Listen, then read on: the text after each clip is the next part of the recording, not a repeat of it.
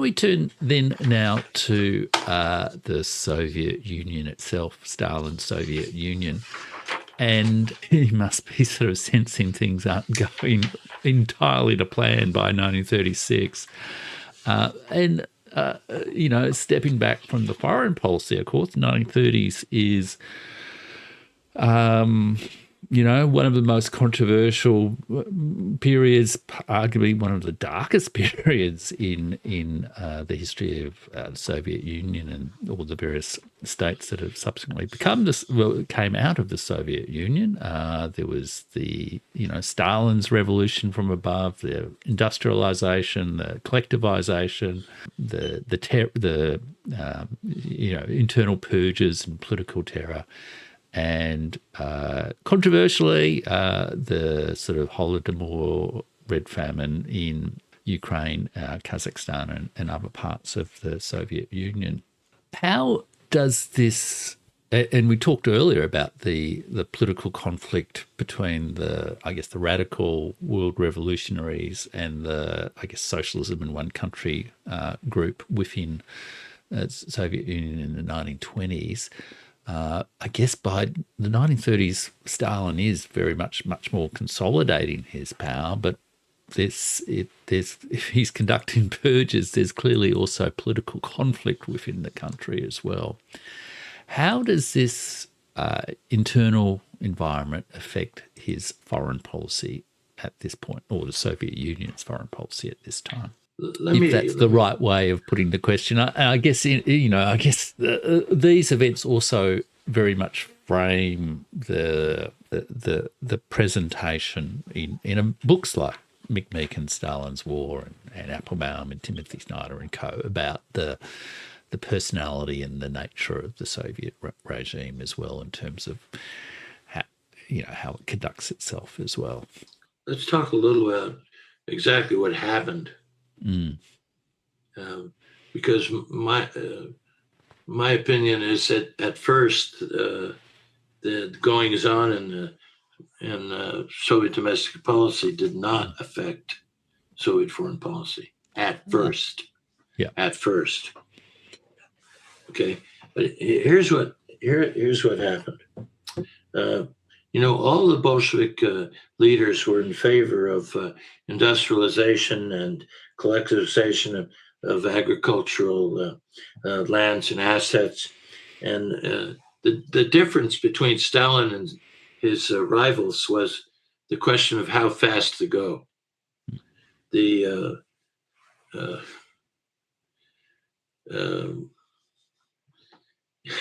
Some of the Bolsheviks wanted to go slower because they were afraid of arousing the opposition of the peasantry. Trotsky himself was in favor of rapid industrialization, but Stalin was in favor of super rapid industrialization, collectivization, and he justified it in terms of protecting the security of the Soviet Union. He gave a speech in 1931. He talked about all the times that in the history of Russia that the Russian state had been beaten by outsiders, and he said that if we didn't rapidly modernize the Soviet state, that we could be beaten again.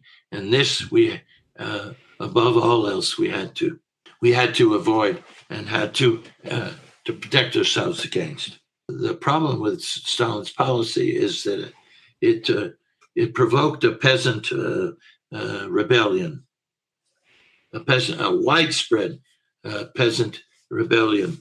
The late Isaac Deutscher, a Polish historian on the left, who wrote biographies of Stalin and Trotsky, and had begun to write a biography of Lenin when he died.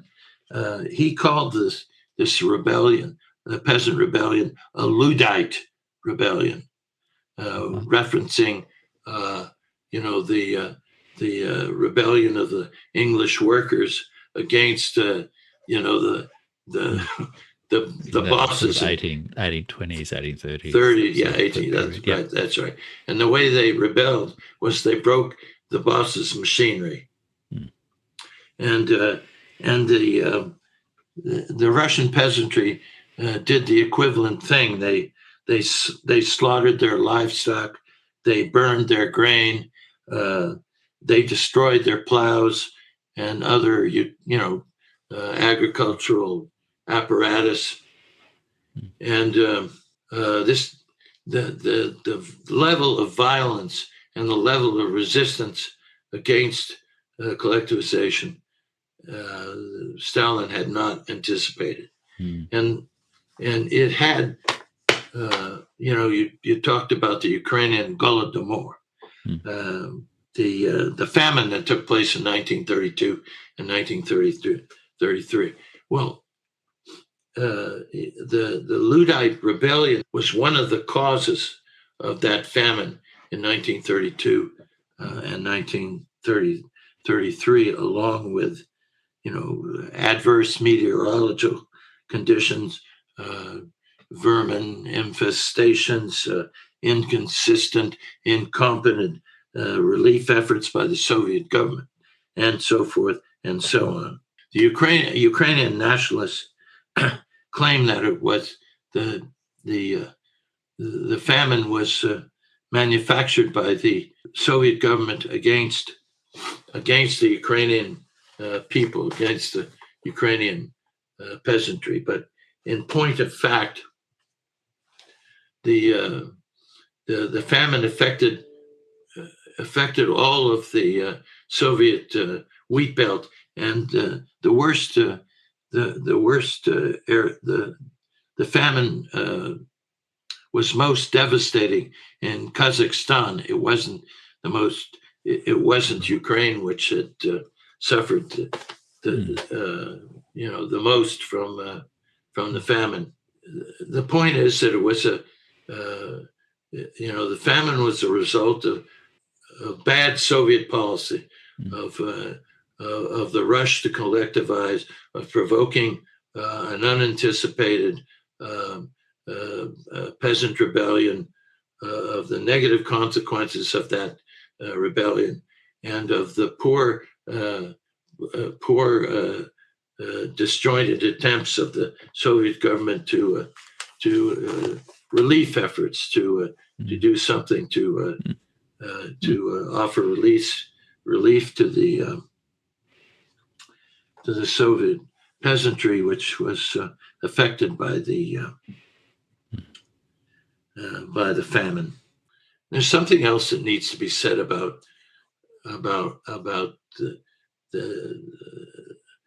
Soviet Russia during this period.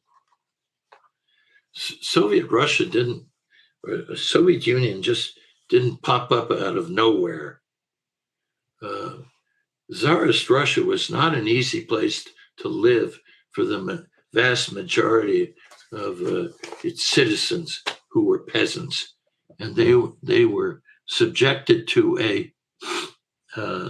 the laws of serfdom, which amounted to treating the Soviet peasantry as the equivalent of American black African slaves. And that society, for that level, for the vast majority of people, was a very violent place to live. That sort of heritage of violence passed over into the early years of the Soviet state, where Soviet Russia, where the Western powers intervened in Russia to overthrow the Bolshevik government and to support an extremely violent civil war in Russia, which went on until 1921, 1922. And, Stalin, in my opinion, was a creature of this violent environment and was affected by it. The signs of his penchant for violence to solve problems becomes apparent even in 1918 during the Civil War. And for him,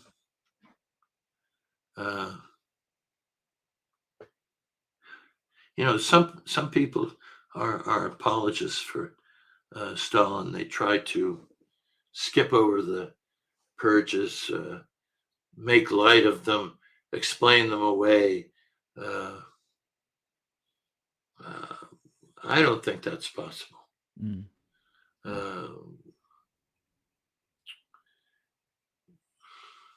You can argue about the numbers of victims of the Stalinist show trials, which began in 1936.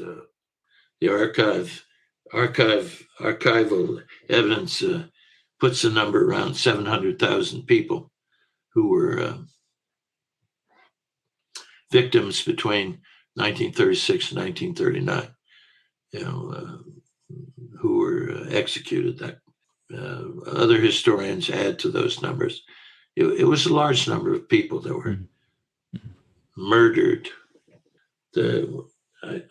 Sometimes Kotkin, who has written a big, impressive biography of Stalin, if I'm quoting him correctly, said that the victims of Stalin were mostly people that would have gone through fire to support Stalin.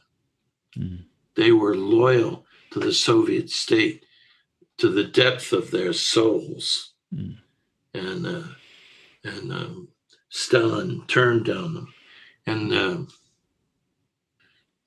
they were often quoted as saying, "Why? Why?" And the answer came back, "For nothing." За что? За что? Ни за что.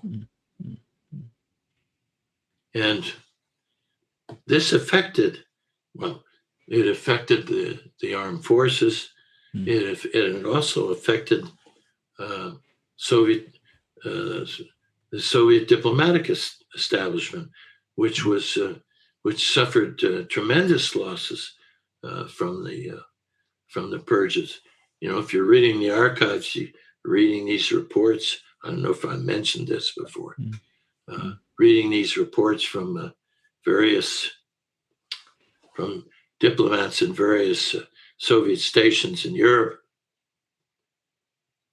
and all of a sudden they stop. And they stop because the diplomats are recalled and immediately arrested, or allowed to blow in the wind for a couple of months, and then they're arrested. There's some interesting papers in the archives about some interviews that the Soviet ambassador in Prague had with Czechoslovak officials, and notably with Edouard Beneš, who at the time was the Czechoslovak foreign ministry, eventually became president. And he flat out asked the Soviet ambassador in this conversation, a long conversation, what the hell is going on in Moscow? He said, we know some of these diplomats who've disappeared. We know them because they worked here in Prague, and we liked them and respected them. And how can this be defended? It is, yeah, it really is an astonishing thing, and I guess people are going to be putting forward various interpretations for this over many years. Like I know I've done quite a bit of reading over the years on Ivan the Terrible, Ivan Grozny, Ivan IV, who in a way, I don't know, there was a famous film of Ivan the Terrible made by Eisenstein in around about this time. But, at one point, Ivan does sort of turn on his internal enemies very much, and no one can entirely explain the violence. And I guess in a way, it's a difficult thing to explain. But explaining it is one thing; excusing it is a whole other kind of thing as well, isn't it? Yes, indeed. But how does this? Because you mentioned the purges, the show trials, begin in 36. Again, this crucial year where everything seems to just implode. What's the consequence for Stalin's gamble of these purges and the internal sort of violence, I guess? Well, if you look at it, as a historian looking back, it's for me, it's clear that the Soviet policy had failed by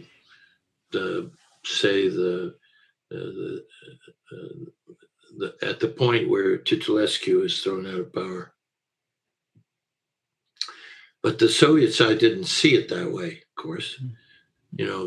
Hindsight's 2020, right? A.J.P. Taylor said once that we forget sometimes that the past was at one time the future, or words to that effect. And basically said hindsight's 2020. But if you look at it from the perspective of now, it seems clear to me that the Soviet policy had failed by the autumn of 1936. But Litvinov didn't see it that way, and Stalin continued to support Litvinov. So they continued inveighing until August of 39 to try to make the policy work. But it had no chance. And I guess that's a feature of foreign policy, isn't it? I mean, it is sort of carried by a few individuals. It's the foreign minister, it's the leader, and key diplomats and things like that. I mean, certainly the state does help, but a particular policy can be pushed ahead, even though everyone else is sort of starting to disagree. In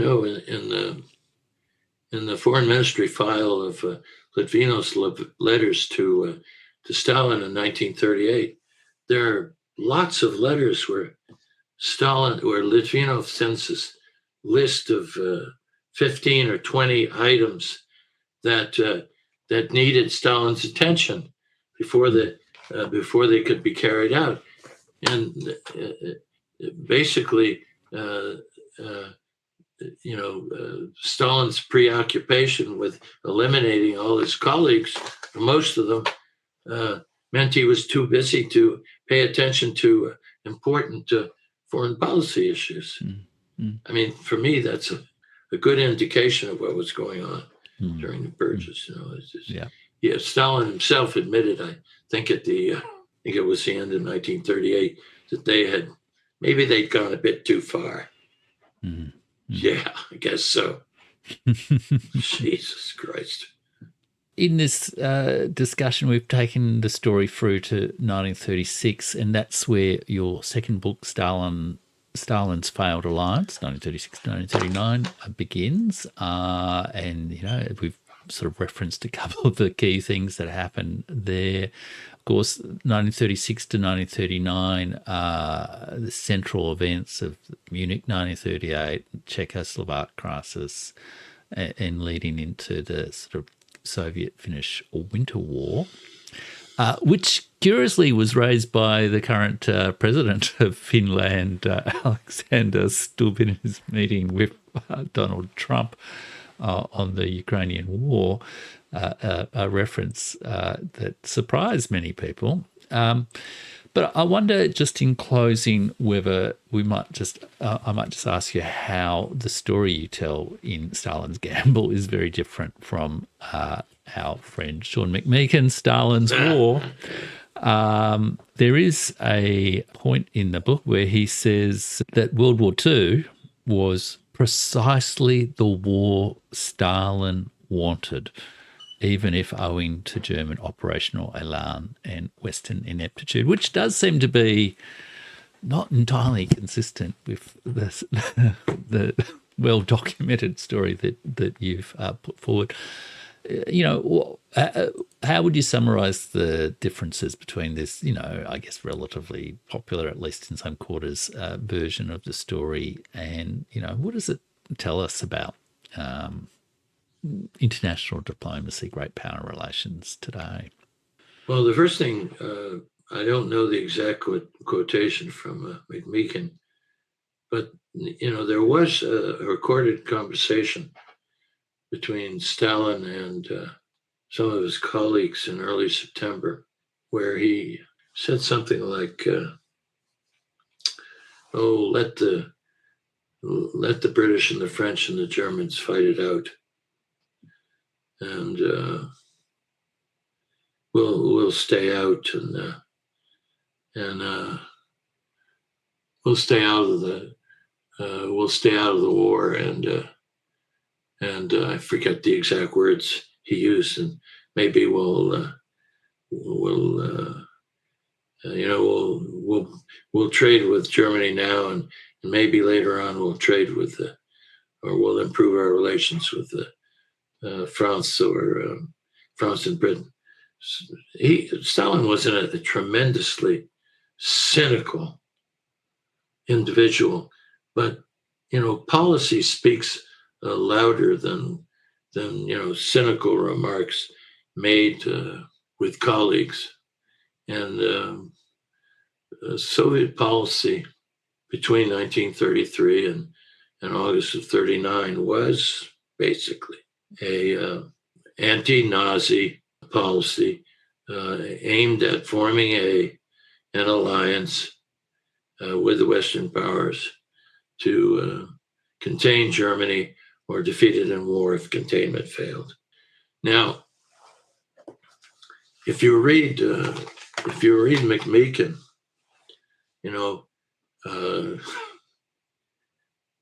you asked what the difference was between me and McMeekin. What's the difference between night and day? Your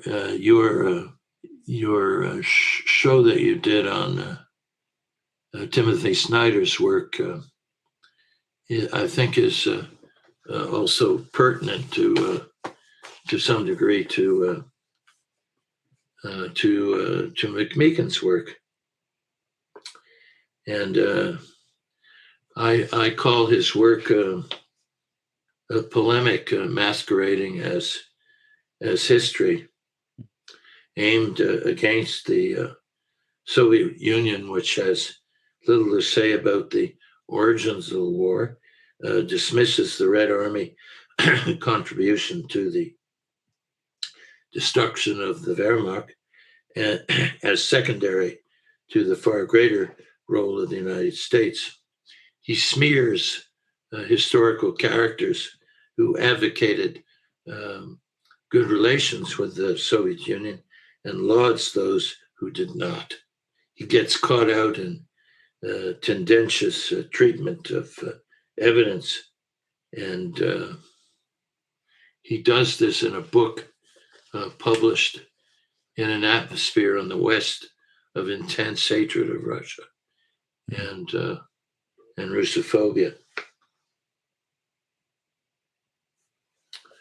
You got to wonder about the editors who read this script from McMeekin and must have sent it out for peer review.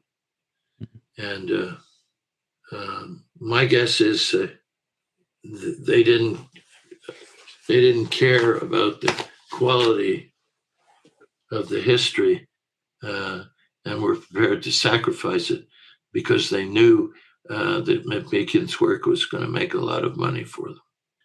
You asked about differences with me. I'd say that I was an empirical, archives-based historian.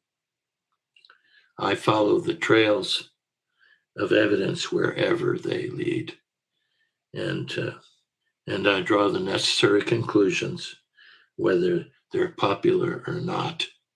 And ad hominem attacks, personal attacks on me or my work are not an argument. They're an attempt to hide an inability to mount a reasoned counter argument. Yeah. Yeah. Very well said, Michael. Very well said. And it's interesting, isn't it? Because we, as it happens, coincidentally, we are recording this interview on, at least in Australian time, on the 3rd of September, a couple of hours before the major commemoration of the 80th anniversary of the end of the war in the Pacific, so the actual end of the global war of World War II. And, you know, like there's been comments in the Australian press just in the last couple of days, which are, you know, Meekin-esque in their attempts to sort of smear China's, I guess, China and Russia's account of World War II, and to, you know, present it as mere propaganda, and yet being utterly ignorant of the extensive historiography, like, you know, Rana Mitter and all the rest of it, that it does present this war better. So I really do hope many viewers, you know, if they've borrowed Meekin from the library like I did, or God forbid actually bought a copy, do go and seek out a copy of your books, Michael, which of course I'll include links to in the video description below. It's been a fantastic discussion today, so rich, so many issues, and we'll be moving on in our next discussion to the controversial years of 1936 to 1939. And I really look forward to that, Michael, and I really look forward also to hearing some of the comments from viewers too on the video. It's been quite interesting. I know you've had a check in on some of them as well. Of course, you know, not all of them are, you know, as well involved as your good self. But so please do send through your questions and comments, and we may even respond to them in one of our subsequent discussions. So thanks again for joining me today, Michael. It's been a great discussion, and I'm looking forward to the next one. Jeff, thanks very much, and so am I.